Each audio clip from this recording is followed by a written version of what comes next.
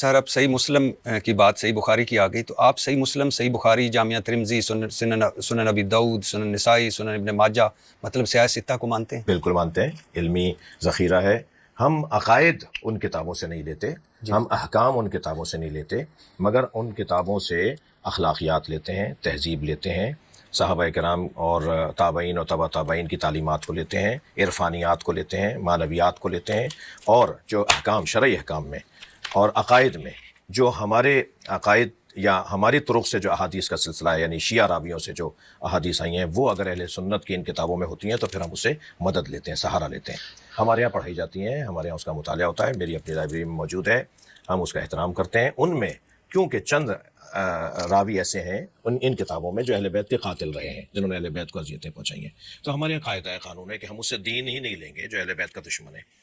تو وہ پتہ ہے ہمیں، لہٰذا مستدرک صحیحین فرض کیجئے، صحیحین کے اندر جو احادیث مشترک ہیں شیعہ تعلیمات کی روشنی میں اور صحیحین یعنی بخاری اور مسلم کے اندر، ہم نے ان پہ تو کتابیں لکھی ہیں. ایک 10 جلدی کتاب ہے، پچھلے دنوں لکھی گئی ہے، امام جعفر صادق، الامام جعفر الصادق و مذاہب الاربعہ، یہ کتاب ہے 10 جلدی جو شیعوں نے لکھی ہے. امام جعفر صادق اور 4 مذاہب اربعہ یعنی اہل سنت کے 4، مالکی، حنبلی، شافعی، یہ چاروں اور امام جعفر صادق، ان کے جو مشترکات ہیں ان کے اوپر کام ہوا ہے. اور شاید اہل سنت سے زیادہ اہل سنت کی کتابیں جو ہمارے ہاں مشترکات ہیں، جو ہمارے ان کے مشترکات ہیں، ان میں اہل سنت مدارس اور مراکز علمی سے زیادہ شیعہ مرکزوں نے کام کیا. اچھا سر، ابھی ایران کی بات ہو رہی تھی، پہلا ملک تھا ایران جس نے پاکستان کو تسلیم کیا.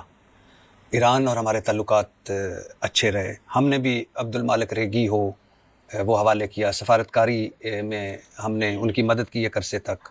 اور لیکن اب کبھی آپ نے سوچا ہے کہ ایران کے کردار کے حوالے سے کیسا لگتا ہے کہ حزب اللہ کے پیچھے ایران، حوثیوں کے پیچھے ایران، عراق میں ایران، شام میں ایران، یمن لبنان میں ایران، مطلب اس خطے میں اگر انریسٹ اس کو کہیں، قتل و غارت نہ بھی کہیں، انریسٹ کہیں، تو اس میں ایران کا کردار کیا یہ صحیح پالیسی ہے؟ بالکل 100% پالیسی صحیح ہے. آپ ایسی ایک لسٹ بنائیے، امریکہ کس کس کے پیچھے ہے، اسرائیل کس کس کے پیچھے ہے، ہندوستان کس کس کے پیچھے ہے. آپ پھر طے کر لیں گے خود ہی کہ ایران مظلوموں کے پیچھے ہے یا ظالموں کے پیچھے ہے. جتنے بھی آپ نے ابھی نام لیے ہیں وہ سارے مظلوم ہیں، ان کی زمینوں پہ قبضے ہوئے ہیں، ان کے بچوں کو مارا جا رہا ہے، ان کے ساتھ زیادتی ہو رہی ہے، ان کے لوگوں کو ان کے وطن سے نکالا جا رہا ہے. ایران مظلوموں کے پیچھے ہے. اور کیونکہ مولا علی علیہ السلام کا جو وصیت ہے اس میں جو اہم ترین جملہ ہے حضرت کا، حضرت نے اپنے دونوں شہزادوں سے، امام حسن امام حسین علیہ السلام سے فرمایا، کُونَا لِلظَّالِمِ خَصْمًا وَلِلْمَظْلُومِ عَوْنًا، اے میرے حسن و حسین، میں تم دونوں کو اوصیکما وجمیع ولدی وآہلی ومن بلغ کتابی، میں تم دونوں کو، اپنے اہل و عیال کو، اپنے متعلقین کو، جس تک یہ میری بات پہنچے یعنی ہم تک، میں تم سب کو وصیت کرتا ہوں کہ ہمیشہ ظالم سے نفرت کرنا اور مظلوم سے پیار کرنا. ایران کا بے حیثیت ایک مملکت اہل بیت، یعنی جن کے ہاں فقہ، جن کا آئین جو ہے وہ فقہ اہل بیت کے مطابق ہے، فقہ جعفریہ کے مطابق ہے، انہیں یہ اعزاز حاصل ہے اور اس پہ ہمیں فخر کرنا چاہیے.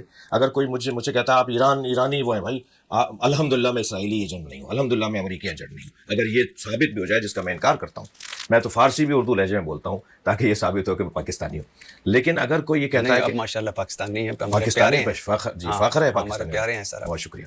تو لیکن اگر کوئی کہتا ہے جی آپ ایرانی ایجنٹ ہیں، تو بھائی تم بتاؤ تم اسرائیلی ہو یا تم تو امریکی اور اسرائیلی ایجنٹ ہونے سے تو بہتر ہے کہ ایرانی ایجنٹ بن جاؤ. سر یعنی میری مراد یہ تھی کہ ایران کے جتنے بھی آپ نے فرمایا کہ ان ممالک کے اندر ہمیں تو ان کا شکریہ ادا کرنا چاہیے کہ ہمارے دور میں ہم نے اپنی آنکھوں سے اس دور میں ایسا ملک بھی دیکھا جو آپ نے تو صرف وہ ممالک نام لے دیا نا کہ جو اس طرف کے، آپ کشمیر کی حمایت سب سے زیادہ ایرانی کرتے ہیں.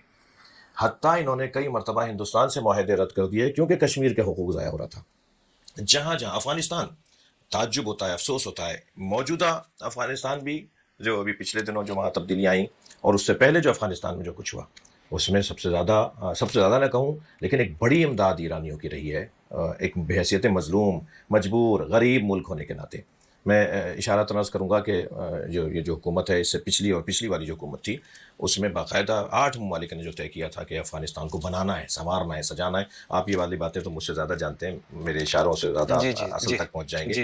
اس میں بعض صوبے تقسیم ہوئے تھے کہ 2 پاکستان لے لے، 2 فلاں ملک لے. ایران نے بھی اسی طرح افغانستان کو بنانے کے لیے افغانستان کے چند صوبوں کو لیا تھا کہ ہم وہاں کے روڈ رستے بنائیں گے، ہم وہاں اسکول کالج بنائیں گے، وہاں ہم ہاسپٹلس بنائیں گے.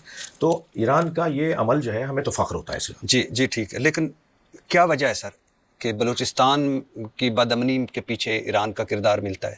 ملا منصور ایران سے بلوچستان میں داخل ہوتا مارا جاتا ہے. کلبھوشن یادیو جو مبارک حسین پٹیل بن کر ایران سے پاکستان آتا ہے. ایرانی آرمی چیف دھمکیاں دیتا ہے پاکستان کو. گوادر کے مقابلے میں ایران بھارت کے ساتھ چاب بہار بندرگاہ کے مل کر چلاتا ہے. یعنی بھارت سے دوستی اور پاکستان سے دشمنی. کیا وجہ ہے؟ یہ ٹرن کیسے ہوا؟ جو چیزیں صحیح نہیں ہیں وہ صحیح نہیں ہیں، اور یہی شاید ایک بہترین ثبوت بھی ہو کہ میں پاکستانی ہوں. پاکستان کے مفاد کے خلاف ایران ہو، سعودی عرب ہو، افغانستان ہو، ہندوستان ہو، کوئی بھی یا چائنا ہو، جو پاکستان کی سرحدوں کو غیر محفوظ کرے گا، جو پاکستانیوں کو کسی مشکل میں ڈالے گا، ہم اس کے ساتھ نہیں کھڑے.